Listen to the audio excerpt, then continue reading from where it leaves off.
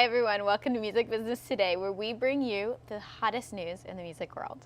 We do, and we've got plenty of it today, and we're going to talk about a brand new app called Lively, which is moved across a bunch of different systems so everyone can get hold of it. Taylor Swift and her acting capabilities, and the Arctic Monkeys. So we'll see you guys soon. Bandwidth for today's show is brought to you by SoftLayer.com. We love SoftLayer here at Talkapolis. They are the greatest hosting company ever. They make everything easy. Check out their website at SoftLayer.com. Thanks again for sponsoring the show. Hi guys, welcome back to Music Business Today. I am Kane Harrison. And I am Hannah Renee. And first up, there is actually an app that's now available on Windows phones. It was originally available just on the iPhone, and then they moved it to Android. Now it's available on Windows. It's called Lively.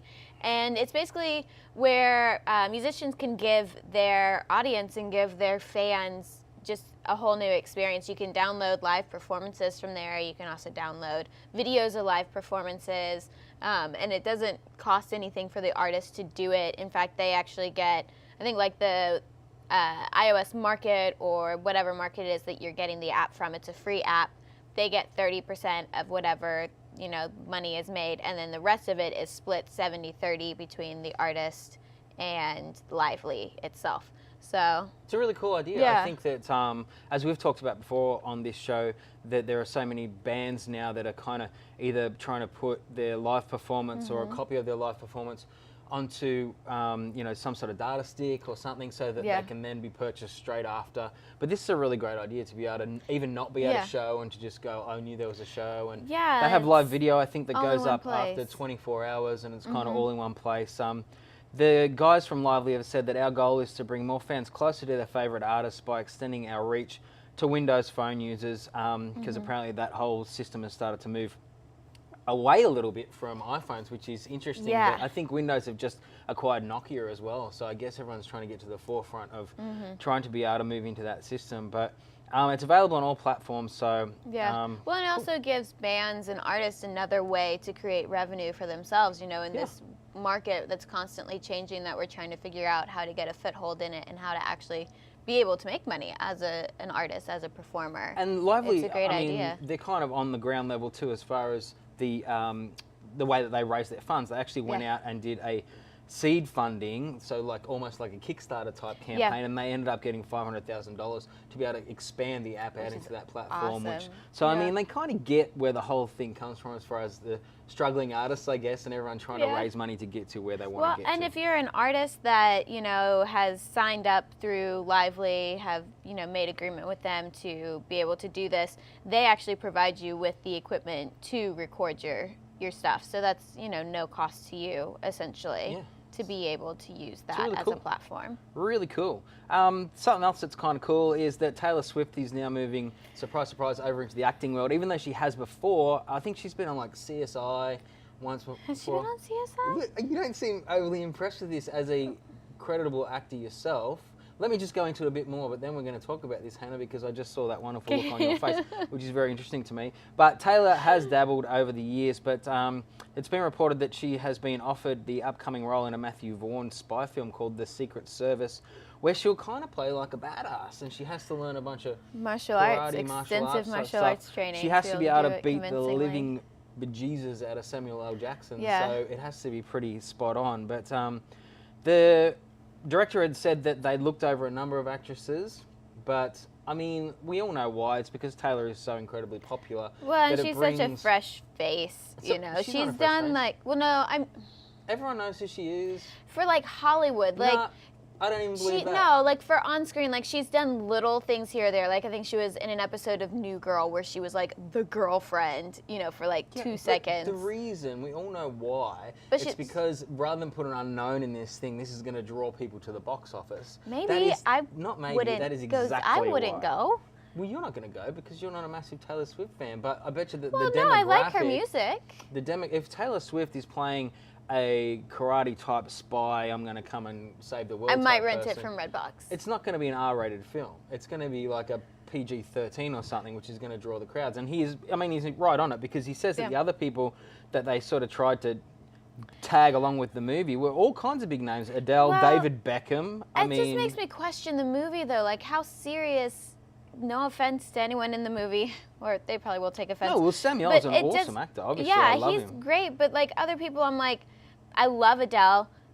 Is she an actor? You know, or like Elton John, you know, like, I mean, I get Tom Cruise, Leonardo DiCaprio, but I mean, like, it's just interests me how it kind of spanned the board of everyone they looked at. They weren't just like, okay, we know these are the best of the best. We know this person can do this person can do this. They're just sort of like, oh, it'd be fun to have Adele in this film. Let's look at her. Well, I don't, like, that's why I kind of, I mean, and this is me jumping the gun, jumping on a soapbox, but I like to do that on this show anyway.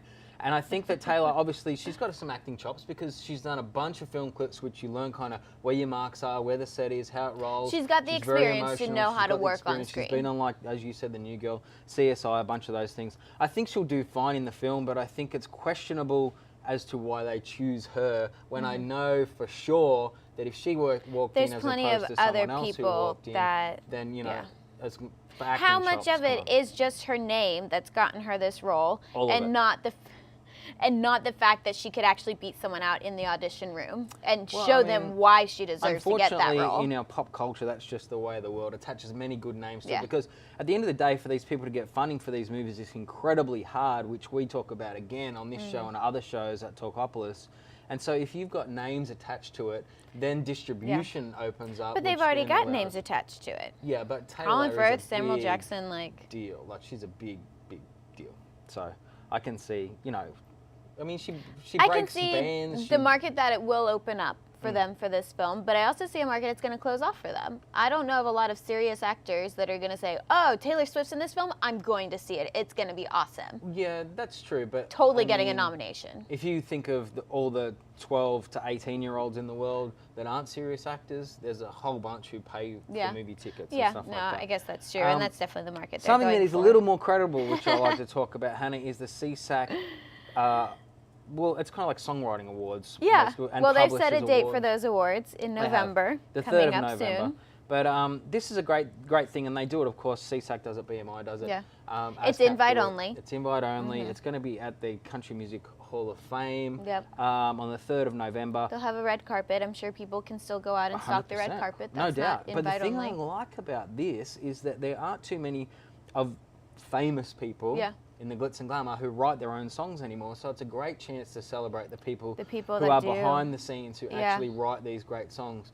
You will see, I know some people, Lady Antebellum's kind of, I think that they're under SESAC and they do write some of their own stuff. So you'll probably see those guys down the red carpet. But if you were they've actually gotten awards before at the SESAC. If you were a fan and you went and stood on the side of those carpets, I don't know that you would know a lot of those people from being You'd on probably know television. half of them. So, but it's great to see the publishers get it as well. Yeah. And it kind of has that healthy competition. So they have a songwriter of the year, they have the song of the year, they have the publisher of the year, and they also have a bunch of performances which will showcase all those fantastic. I think it's really great that those people, you know, kind of behind the scenes, are able to have this, to be able to get the recognition that they really deserve. I mean, they put a lot of work into making music happen, you know. And I've got no doubt. I mean, I think that you know, SESAC are obviously honouring probably a lot of their own writers in this instance, but at the same time it brings a lot of attention to those people, and it will probably set up a lot of different things for songs of the year and the likes of the rest of the awards that are coming up in the rest of the award season. So it'll be cool. Also the iTunes Festival kicked off on the 1st. And that's actually all month long. It's a mega festival. Yeah, huge. Like I free don't know performances. Of another festival like this. Tickets were only available to UK residents, though. Like other countries, you can't purchase tickets, but you can watch the live stream, which is cool. And they have a lot of great performers. Like they have Justin Timberlake, Phoenix, Kendrick Lamar, the Pixies. Like there's a ton of great performers. Sigur Rós, I believe, is performing. Yes, so many. Ellie Goulding, who's fantastic as well. Jimmy Eat World. There's a whole bunch. But the cool thing is that it goes for 30 days, and there's like 60 top performances, and then there's a bunch of other stuff that are going as well. Yeah.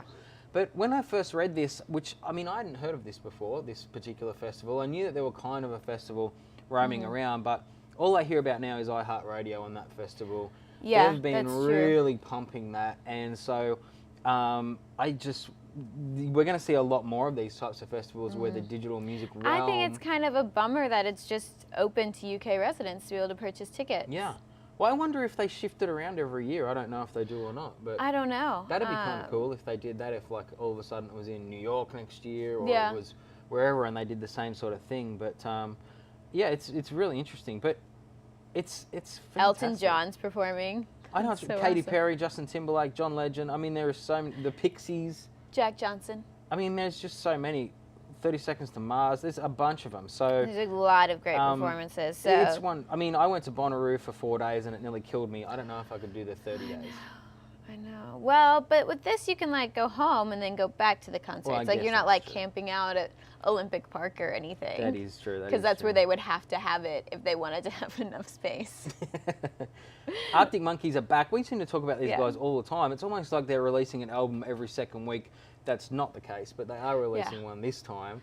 Yes, Tell and us you about can how. live stream it on iTunes right now, actually. I was which live you did. streaming it earlier. Yeah, it's a great album. It's got, you know, like the rocky, but then it's got kind of like some glitzy rock to it. I really was enjoying it. I haven't finished the album. I've only listened to a few of the songs, but I was definitely liking what I was hearing. So you can actually just, we should have a link up for you guys. You can just jump on there, click the link. It'll take you over to the live stream on iTunes, and you can play the album before it's even released. Yeah, we were. There's actually a little interview about one of their songs that we were just watching before. Yeah, it's Before pretty just great. off camera, just to get a bit of an idea of mean- it. But I just think that these guys have such cool music, but they are the most unpersonable. They're such rock stars. It's kind of like really. Watching know. the interview, yeah. And very, very It was English like, he in the way clearly that there's- does not yeah. want to be here. I know But it. they basically are like, hey, this song was based off of drunk text. Yeah. It's based off of true experiences. And then they go on to say that drunk texts are a bad idea, which I have some pretty funny stories. I myself have never sent a drunk text. Oh, Kane's surprised by that. I am. I really? mean, I've sent drunk texts. I'm sure that you are one I'm of the weird. very. You must put your phone away or something. No, I What- just don't get drunk. Oh, well, that's the problem. Right there. That's the problem. I don't think I've ever been drunk enough to like send a drunk text. Well, I mean, very respectable host sitting next to me. Me, on the other hand, being Australian, it's just. Yeah, how blame we it on roll. your culture, whatever. Yeah, absolutely. Take no Despicable. responsibility for my drunken disorderly behaviour. But Well, I haven't. so check it out. Check out the new We will. Arctic Monkeys album. And that's actually all we have for today. So It really is. make sure you find us, like Do it. our Facebook pages, like us, We can. because we're awesome. Find us on the app. We also love it if you guys can leave some comments and let us know what you Yeah. think of the show, what you want us to talk about, and a bunch. If you've got some local bands you want us to talk about, also do that. We're going to start doing some Nashville shout-outs again, hopefully soon, to get Yes. a bit of the Nashville vibe back into it. So let us know if you've got a favourite band that we haven't heard of that you'd like us to talk about and mention them. So we'll see you guys next time. Thanks, guys.